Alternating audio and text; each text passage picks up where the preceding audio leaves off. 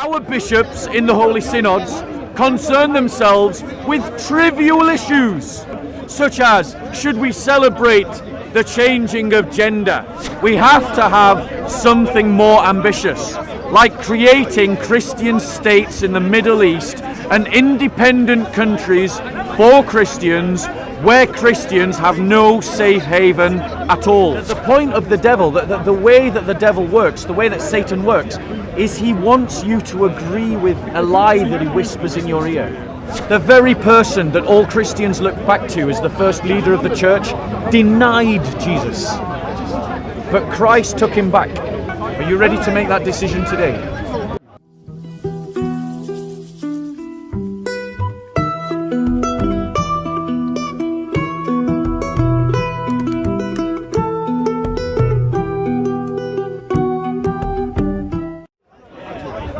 So I want to talk about what are the real problems being faced by the church, because right now what we see, because of the pressures of liberal society, there are voices within the Christian church that are seeking to dominate the church, the debate within the congregation of the faith about issues connected to liberalism.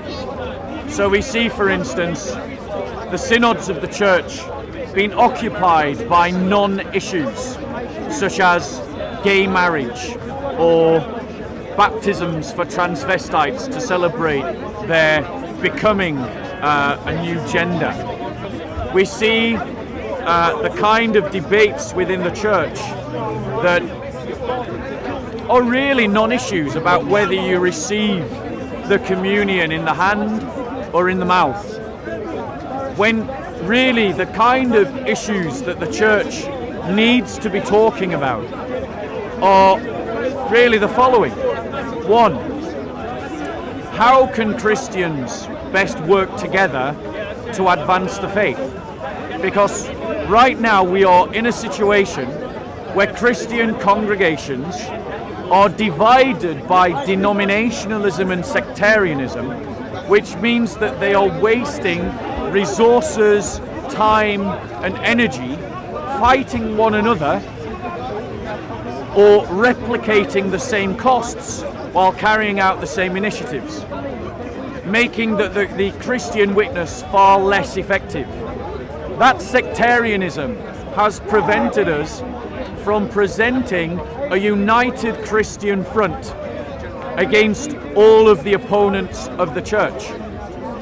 That's a real issue. How, as Christians, can we work together so that we present a united Christian front against the enemies of the church? And those enemies are things like the liberal humanists, the liberal secularists, the communists, the ethno-nationalists. It is groups like the Islamists, the Taoists. It is those groups that seek to replace the Christian faith with something else, whether it be a political ideology or another religion. A real issue that the church should be talking about is about the fact that there is a crisis of families within the church. The church has lost the art of creating families. The church has lost the art of creating marriages that go on to produce children. Too many of our brethren end up their entire life as single. Too many of our sistren, because of the lack of masculinity within the church, end up having to marry non-believers.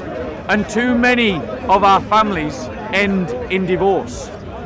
Now, these are all symptoms of a much wider social construct, the much wider fruits of a liberal, capitalistic, consumerist society that seeks to atomize us so that we can be individual consumers.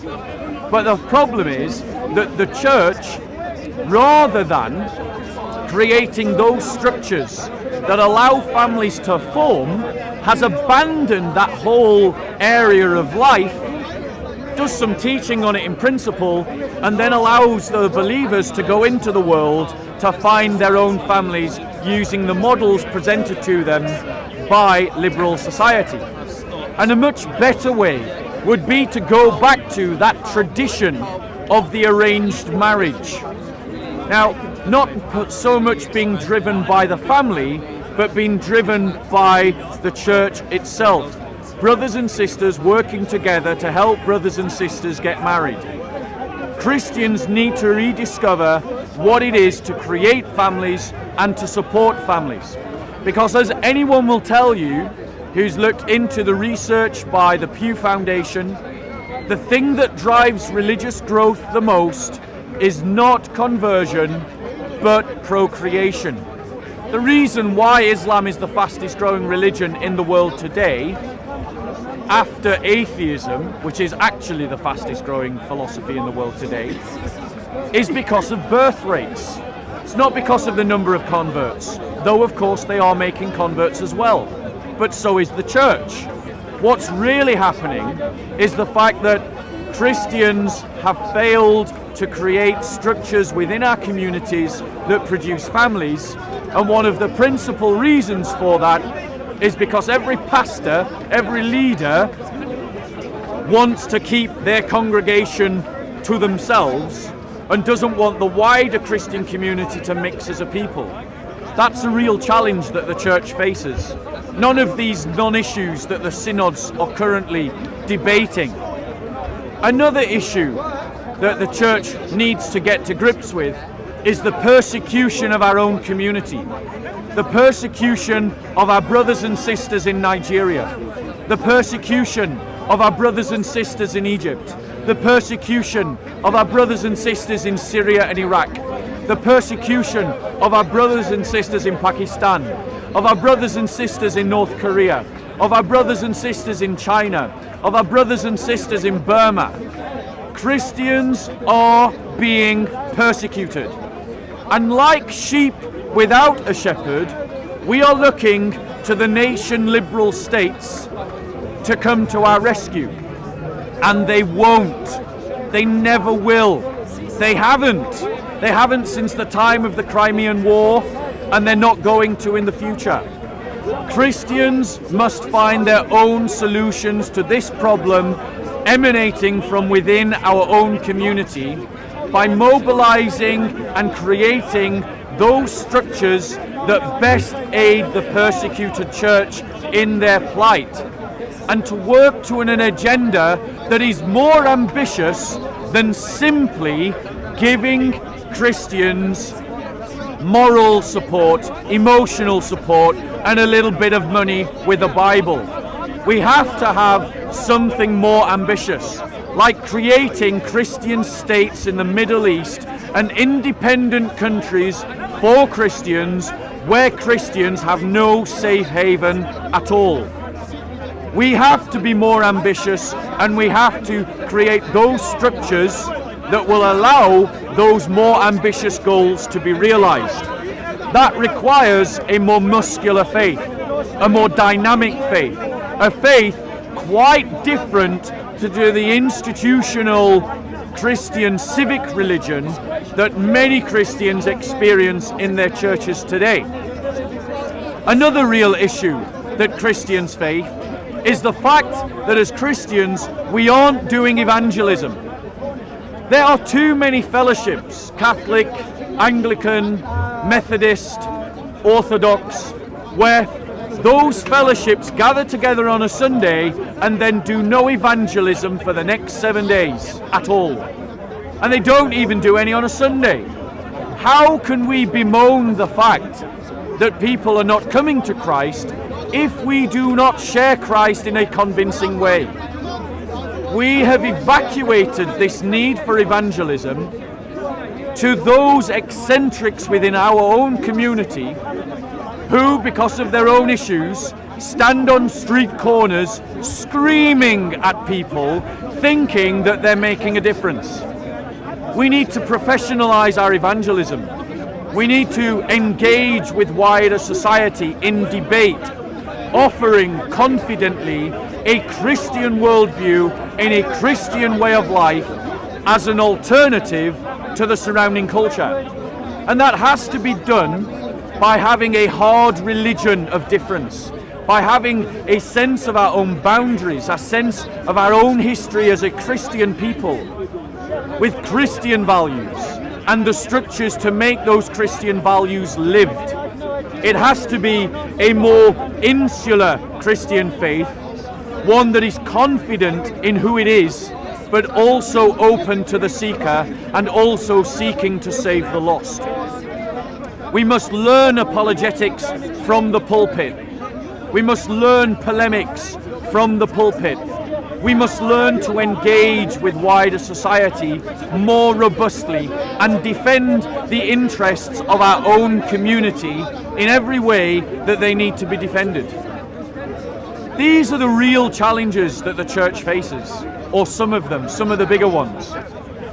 But what instead do our bishops concern themselves with?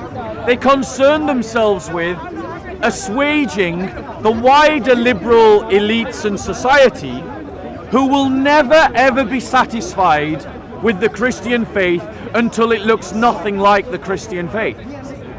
So instead of dealing with the real issues the church faces, its poor use of resources, its sectarianism, its lack of families and its lack of ability to create families, its lack of ability to defend its own, and its lack of ability to evangelize, our bishops in the Holy Synods concern themselves with trivial issues, non-issues, questions that have never been heard in the church before, such as, should we have women priests and bishops?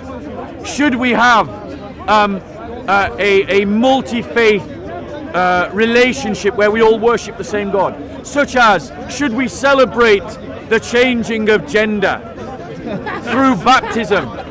This is the kind of nonsense our so-called leaders are concerning themselves with. Or like parochial, timid, sheepish leaders, they try to insulate their congregations in a way that has no real engagement with the outside world. When really what we need to be striking is a middle ground between having a strong sense of our own identity and having the ability to share that identity with others and to invite other people to embrace it for themselves. And how we do that is what the bishop should really be concerning themselves about. Not simply pandering to the whims of a liberal establishment that will always find something to criticize the church for, because fundamentally Christianity and liberalism are not the same thing. Any questions? Yes, please. I'd like to ask you a question, but it's not on this now. Okay. The question is, and it's not meant to be rhetorical or insulting. I would like to know, and I've had discussions with you before, and you've been very helpful in enlightening me. It's a basic thing. Is God all-knowing? Yes. Outside of the incarnation. I'll give you a specific so you actually understand what I'm talking about. The question about whether God is all-knowing is based on the book of Job. Yeah. Chapter 1. And it says, chapter 1 to 6 to 22, verses 6 to 22. Yep. It says, now there was a day when the sons of God came to present themselves before the Lord, and Satan also came among them. The Lord said to Satan, from where have you come? Satan answered the Lord and said, from going to and fro on the earth, and from walking up and down on it. And my question is, when Satan appeared with the sons of God, why did God have to ask Satan, from where have you come? God would already know. Okay, so let me address that question. Firstly, we have to understand the literature of the book of Job as it should be correctly understood. The book of Job isn't meant to be a literal textbook of history. It is a form of wisdom literature. It is a form of wisdom literature in which truths are being communicated by the prophetic spirit, by the Holy Spirit, through the writers, in the character of Job and his colleagues. Now, whether Job really lived and whether there is a historical person of Job, I am not sure. I'm open to the possibility that there was, and I'm also open to the possibility that the whole book of Job was simply a giant parable of wisdom literature. Invented characters who are portraying certain truths for us, the readers, to know. So, then let's just pretend that Job is a historical character. When Job is reciting this, when this, because this is all coming from Job's lips, from Job's perspective, Satan is having this conversation with God.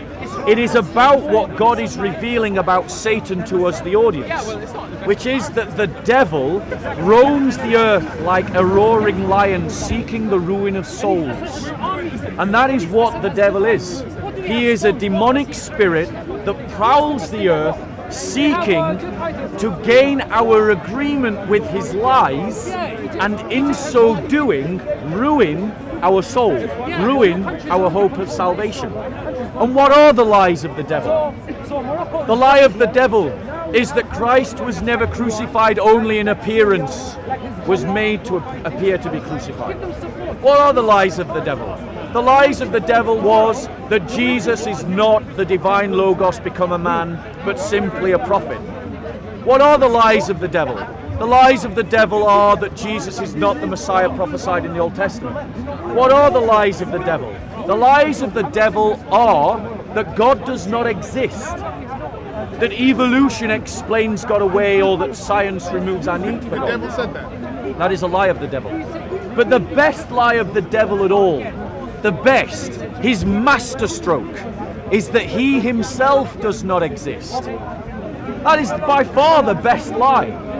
Because if he can get you to agree that he does not exist, then you're not on your guard against those demonic forces that seek to lead you astray. But in that passage, I'm curious, the other thing I was going to ask, when Satan came amongst the sons of God and God, why didn't the Lord cast him away or destroy him? Okay. Why did the Lord have a conversation with him? Yeah, that's a very good question. And then he just went away, Satan just walked away untouched. Yep. Why was that? I don't So as Christians, you've got to understand as Christians how we approach this whole narrative.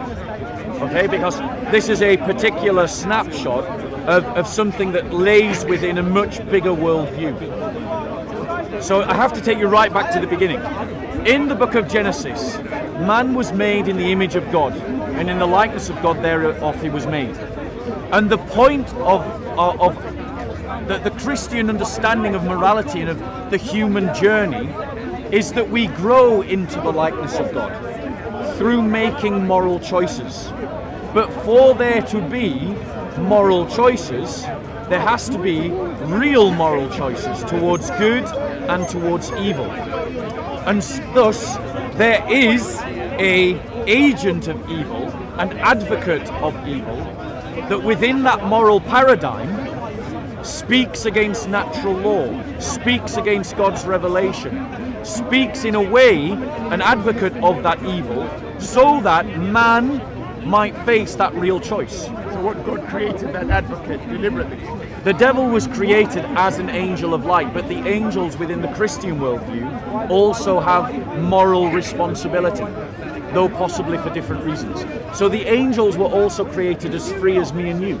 The angels were created free. Free-minded. I just thought they just took orders from the Lord. No, they're created as free agents. Every time you see an angel doing the will of the Lord, it's because he chooses to do so. So is that why they can come down to earth and mate with the sons of men?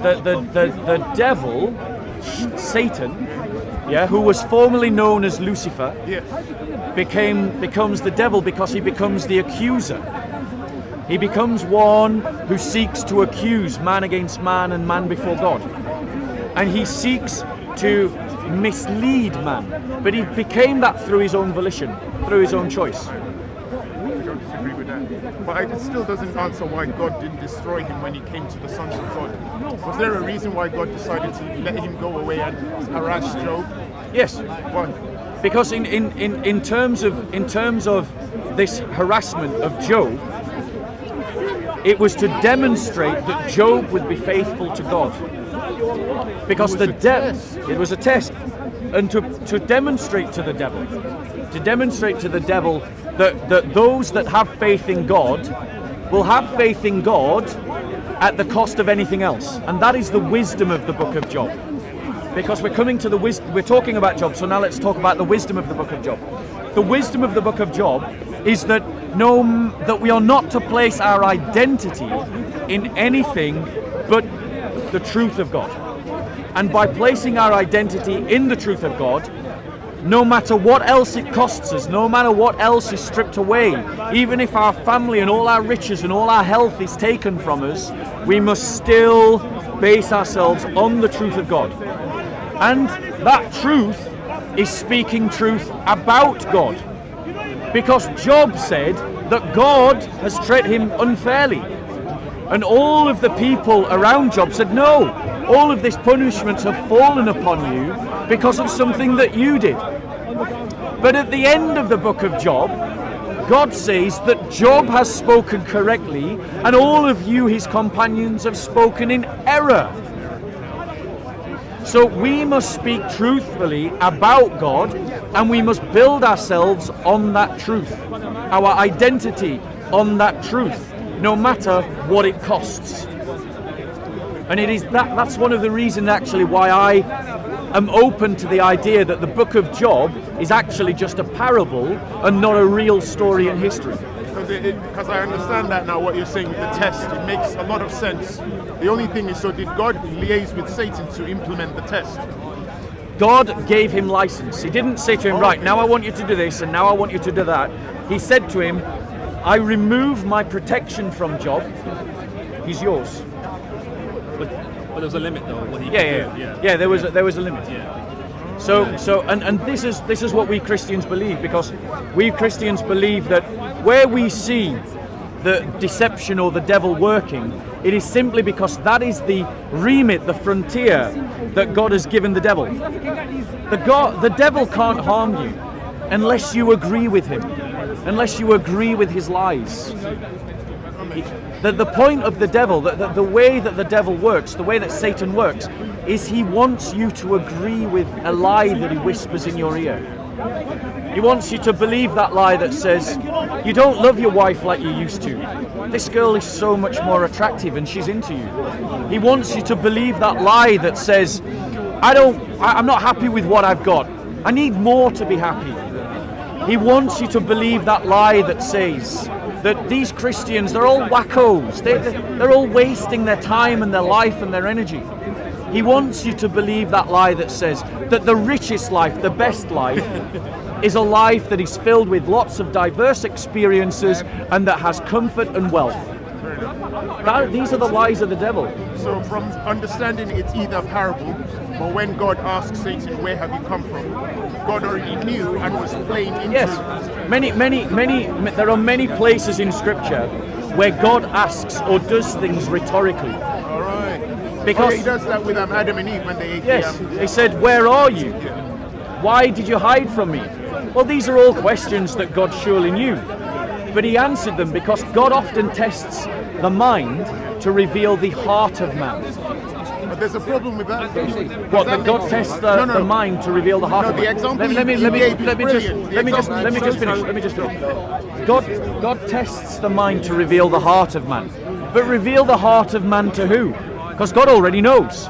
So who is he revealing the heart to? He's revealing the heart to yourself. Because there is nothing more deceptive than the human heart. Nothing will lie to you more than your own heart. Because the human condition is bent towards sin, it's bent towards itself.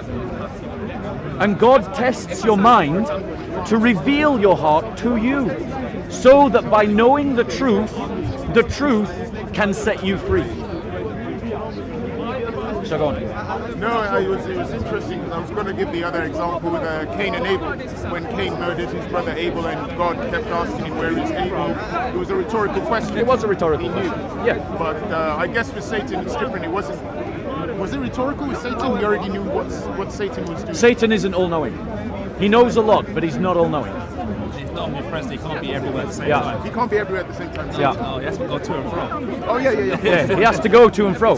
So it's revealing truth about the devil. It's saying that the devil isn't all-powerful, that he isn't everywhere. No, but when that God, he's limited in time and scope and presence. but when the Lord asked him, Lord already knew Yeah. he was going to say to and fro. So was that supposed to be rhetorical to say? Yeah, because he's what he's doing is conveying truth about the devil. and about himself. To who? To you, the audience. Okay, so it's a story which is supposed to convince Yes, us about. because what you see when you read that passage is you see that the devil isn't all powerful. You see that the devil isn't all knowing. You see that the devil isn't all present. Which means that you can know that there is a limit on the power that the devil can have. Now, bearing in mind that that is one snapshot in a bigger picture. You know, are you a Christian yourself?